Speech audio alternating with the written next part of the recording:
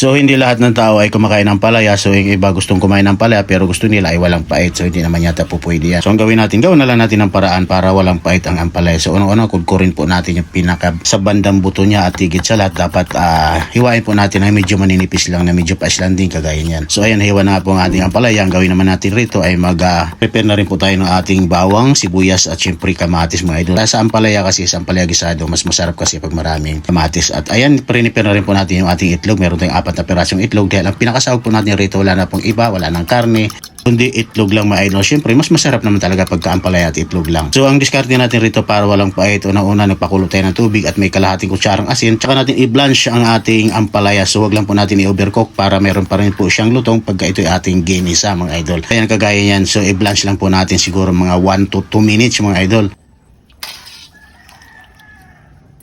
So ayan, dahil na-blanch na po natin, nagisa na po tayo ng ating bawang, pamparomatic, syempre yung ating sibuyas at ang ating maraming kamatis, mga 3 pirasong malalaki mga idol. Ayan, syempre with chicken cubes, depende na po sa inyo kung anong gusto nyo ilagay na pampalasa. Sa akin, chicken cubes, pwedeng shrimp cubes, magic sarap at syempre mayroon tayong konting bitchin na nilagay natin.